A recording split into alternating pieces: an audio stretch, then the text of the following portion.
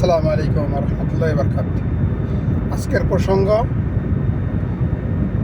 বাংলাদেশ ছাত্র জনতার উত্থান পতনের যে ইতিহাস এবং যারা নেতৃত্ব দিয়েছিল তাদের প্রসঙ্গে। যারা ছাত্র জনতার নেতৃত্ব দিয়েছিল সমন্বয়কারক, তাদের প্রতি আমার ব্যক্তিগত কোনো ক্ষোভ বা আক্রোশ নেই। তাদের প্রতি আমার একটা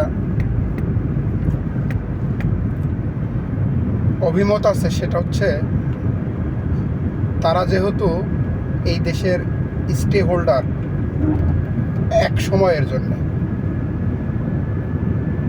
তারা যেহেতু নিজের জীবনকে বিপন্ন করে, নিজের জীবনকে উৎসর্গ করে এই দেশটাকে নতুন করে স্বাধীনতার জন্ম দিয়েছে, আমার উন্মুক্ত আহ্বান তাদের প্রতি, তারা যেন সবসময় নিজের স্বার্থকে জলাঞ্জলি দিয়ে সারা বাংলাদেশের জনগণের পাশে থাকবে, এটাই আমার প্রত্যাশা।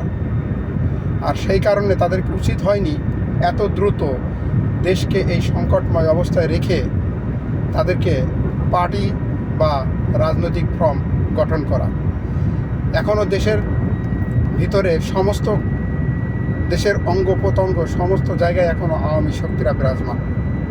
সেই সঙ্গে যুক্ত হয়েছে বাংলাদেশের সেনাপ্রধান এবং বিএনপি এখন যে ভারতের দোসর হিসাবে তাদের আবির্ভাব ঘটছে, এটার একমাত্র মোকাবেলা করার দরকার ছিল যে ছাত্র জনতা এই গণঅভ্যুত্থান ঘটিয়ে দেশকে মুক্ত করেছে হাসিনা ফ্যাসিবাদী সরকার থেকে।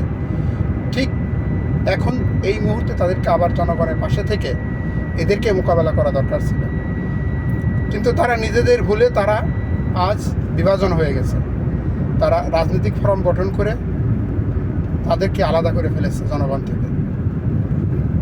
তারা যদি আজ রাজনৈতিক ফোরাম গঠন না করতো তাহলে তারা থাকতো এই দেশের জন্যে বীর সন্তান হিসাবে। তারা যতদিন বেঁচে থাকতো বা না থাকতো, পরবর্তী 100 বছরের উপরে তাদের ইতিহাস লেখা থাকতো, আমার এটা অভিমত।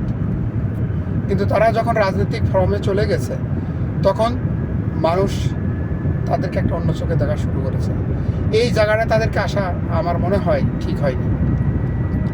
তাদেরকে ধৈর্য ধারণ করা দরকার ছিল এবং সব বিপদে সব সময় সব দলের বিরুদ্ধে দাঁড়িয়ে দেশের স্বার্থে তাদের জীবনকে জনজলি যেভাবে দিয়ে শেখ হাসিনাকে সরকারের ক্ষমতাচ্যুত করে দেশকে মুক্ত করেছে, অন্যান্য ফেসিবাদ আসার সময় তাদের সামনে দেওয়াল হয়ে দাঁড়ানো দরকার ছিল।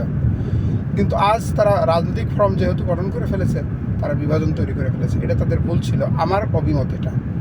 জানি না আমার চেয়ে অনেক জ্ঞানীগুণী ব্যক্তি যারা আছে। যাই হোক, এখনও সময় আছে। আমি বলতে চাই যে তারা যেন দেশের জনগণের পাশে থেকে এই ডক্টর ইউনূস সরকারের নেতৃত্বে যে তাদের নির্বাচনী সময় ইশতেহার ঘোষণার সময় যেটা দিয়েছে, নিশ্চয়ই সে ভেবে চিনতে এবং তার পরিকল্পনা অনুযায়ী সে দিয়েছে।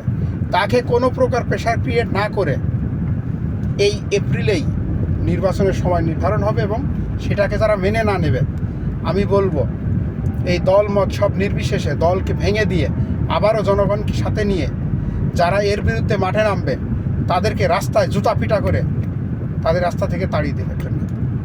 যাদের 3 মাস সহ্য হচ্ছে না, যারা ফ্যাসিবাদী সরকারের সময় একটা মিনিটের জন্য কথা বলতে পারেনি, রাস্তায় দাঁড়াতে পারেনি, দেশের দুঃসময়ে যারা তাদেরকে খুঁজে পাওয়া যায়নি, তাদের আজকের বহুত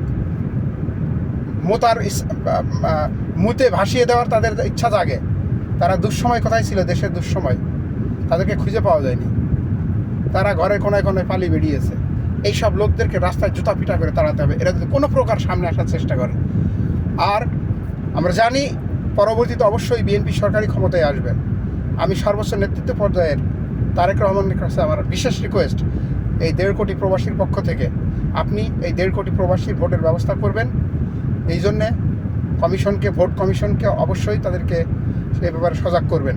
এবং আপনি আপনার এই সিনিয়র নেতৃবৃন্দর কথাবার্তা থেকে বোঝা যায় তারা এক্সপায়ার হয়ে গেছে। এইসব এক্সপায়ার লোকদেরকে চেঞ্জ করে নতুন নেতৃত্ব নিয়ে আসার চিন্তা করেন।